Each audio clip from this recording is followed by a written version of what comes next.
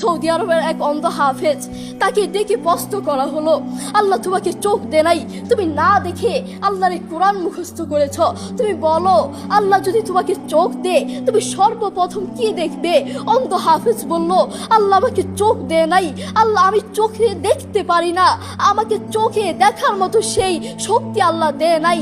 আমাকে যদি আল্লাহ চোখ ফিরিয়ে দে, আমি আল্লাহর কসম করে বলতে পারবো আমি আমার মাকে দেখবো না, আমার কলিজার টুকরো সন্তান আছে আমি সন্তানকে দেখবো না, আমার ভাই আছে, আমার বন্ধু আছে, আমার প্রিয় মানুষ আছে আমি তাদেরকে দেখবো না। আমি দেখবো যেই কোরআন আমি না দেখে মুখস্থ করেছি সেই কোরআন দেখবো, সেই কোরআনের আয়াতগুলো কত সুন্দর তার দিকে তাকাবো। আল্লাহু আকবার। আমরা আমাদের কথা বলছি, আমাদের চোখ থাকতে আমাদের কোরআন পড়ার সময় হয় না।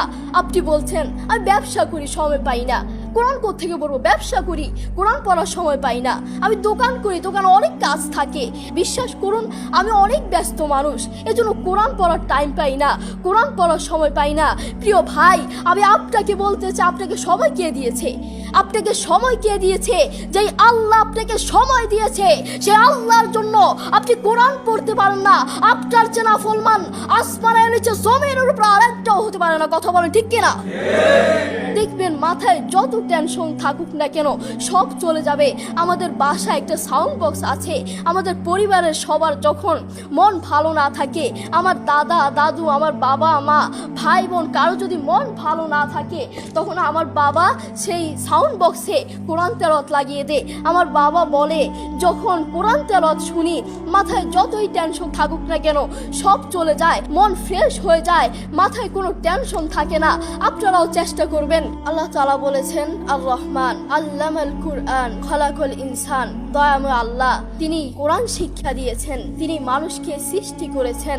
আপনি দেখুন বর্তমান পৃথিবীতে যিনি কোরআন নিয়ে প্রতিবাদ করেছেন, আল্লাহু আকবার, যিনি বর্তমান এই পৃথিবীর বুকে কোরআনের সৌন্দর্য তুলে ধরেছেন, কোরআন যে ভুল নয় তা প্রমাণ করেছেন, তিনি হচ্ছে ডাক্তার জাকির নায়েক হাফিজাহুল্লাহ। তিনি কোরআনের মর্যাদা তুলে ধরেছেন, কোরআন যে ভুল নয় তা প্রমাণ করে দিয়েছেন। এই পৃথিবীর বুকে আপনি দেখবেন পৃথিবীর বহু মানুষ চোখে দেখে না, পৃথিবীর বহু মানুষ কথা বলতে পারে না, পৃথিবীর বহু মানুষ হাঁটতে পারে না, পৃথিবীর বহু মানুষ কানে শুনে না, তবু আল্লাহু আকবার যারা অন্ধ দেখবেন তারা চোখে দেখে না কিন্তু শুনে শুনে এই কোরআন মুখস্থ করে, যারা কানে শুনে না তারাও এই কোরআন মুখস্থ করে, যারা কথা বলতে পারে না তারাও আল্লাহু আকবার দেখবেন এই কোরআন মুখস্থ করে। আমার বাবার একটি মাদ্রাসা আছে, নাম হচ্ছে আল হিদায়াত প্রতিবন্ধী মাদ্রাসা, সেখানে বিভিন্ন প্রতিবন্ধীরা পড়ে। তো সেখানে যিনি প্রধান শিক্ষক, সেখানে যিনি প্রধান টিচার